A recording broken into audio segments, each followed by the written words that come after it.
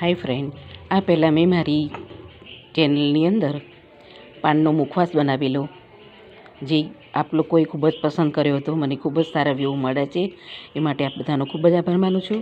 અને આજે આ પાનમાંથી હું પાન શોર્ટ બનાવવા જઈ રહી છું. આ કલકત્તી પાન છે, અને એમાંથી હું આજે શોર્ટ્સ બનાવીશ. હવે આમાં તો જે આ પાન છે એને મેં ધોઈ અને ચોખ્ખા કરી નાખ્યા છે. ચોખ્ખા કર્યા પછી પાછળથી એની જે આ દાંડીવાળો ભાગ છે, જે જાડો ભાગ છે, એને આપણે કાઢી અને એ પાનને અલગ કરી નાખીશું. પાનમાંથી એની જાડો જે દાંડીવાળો ભાગ છે એ અલગ કર્યા બાદ પાનને આપણે મોટા મોટા ટુકડા આ રીતે કરી લઈશું. અત્યારે મારા ઘરે ક્રિસમસની ખૂબ જ ધામધૂમથી તૈયારી શરૂ કરવામાં આવી રહી છે. સરસ મજાની તૈયારી થઈ ગઈ છે મારે ઘેર, અને મહેમાનોના સ્વાગત માટે, ફ્રેન્ડ્સના અને મહેમાનોના સ્વાગત માટે હું આ પાન શોર્ટ્સ બનાવવા જઈ રહી છું. એ અત્યારથી રેડી કરીને હું મૂકી રાખીશ, એટલે આગળની પ્રોસિજર હું તમને બતાવીશ. એને તમે સ્ટોર કરી શકો છો, ક્યારેય પણ તમારા ઘરમાં અથવા કોઈ ગેસ્ટ આવે ત્યારે તમે એનો ઉપયોગ કરી શકો છો.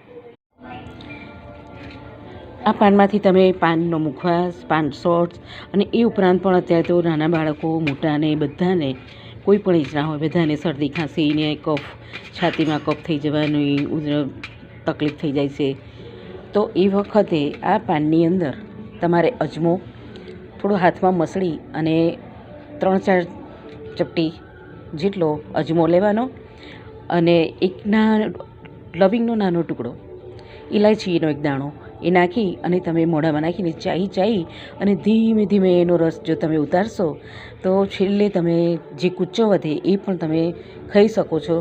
એને થૂકવાની જરૂર નથી. એ ખાઈ જાઓ, અને એ ખાધા પછી તમે પાણી પીવું હોય તો તમારી ઈચ્છા, તમે પી શકો છો. એક જ વખતમાં આ પ્રયોગ કરવાથી એક જ વખતમાં તમને શરદી, ખાંસી, ઉધરસ, છાતીમાં જામેલો કફ બધું જ મટી જશે. હવે નાના બાળકો માટે કહી શકાય કે નાના બાળકોને જો આ યુઝ આપવું હોય તો આપણેથી આ એક તો પાન તીખું છે, પાન સ્વાદે તીખું હોય, અજમો તીખો, લવિંગ તીખો, તો પછી નાના બાળકોને કેવી રીતે આપી શકાય? ના આપી શકાય. અને દાંત ના આવ્યા હોય તો પણ એમને ના આપી શકાય. તો આપણે શું કરી શકીએ છીએ કે આ પાનનો તમે એક પાનને પીસી અને એનો રસ કાઢી શકો છો. રસ કાઢી અને એ રસની અંદર તમે થોડું મધ નાખો, સાધારણ હળદર નાખો, અને એ તમે એને ચોંટાડો, તો એનાથી પણ બાળકોને શરદી, ખાંસી, ઉધરસ મટી જાય છે. આ મેં પાનના ટુકડા કરી અને રાખ્યા છે. આશરે મેં 5 થી 7 પાન લીધા હતા, એ પાનના ટુકડા કર્યા છે. હવે પાન શોર્ટ બનાવવા માટે આપણે પાનના ટુકડા છે, જે પાન કાપી નાખ્યા હતા, પછી તમે સુગર અથવા બુરુ પાવડર જે આપણે કહીએ છીએ તે, અથવા સાકર, ખડી સાકર, એનો આપણે ઉપયોગ કરી શકો છો. મારે ત્યાં ઘણા બધા પ્રમાણમાં પતાસા પડ્યા હતા, તો હું પતાસાનો ઉપયોગ કરી રહી છું. પતાસા પણ સારા હોય છે, એના ખાવામાં એને કોઈ સાઈડ ઇફેક્ટ હોતી નથી, એટલે કશો વાંધો નથી.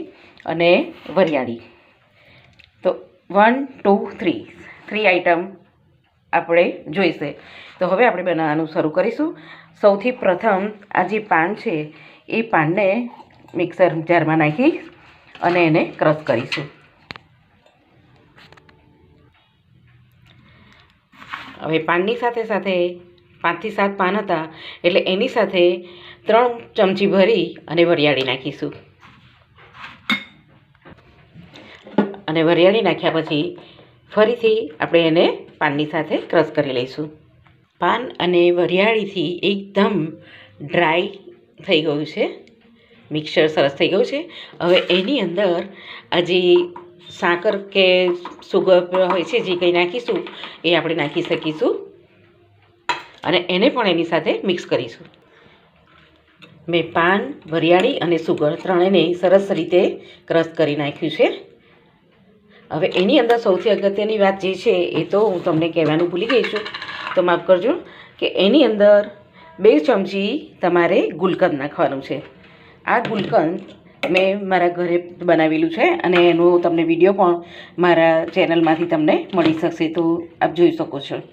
તો 2 ટીસ્પૂન ભરીને એની અંદર નાખીશું. ગુલકંદ નાખ્યા બાદ ફરીથી આપણે બધી જ વસ્તુને ફરીથી મિક્સર જારમાં કરી લખીશું.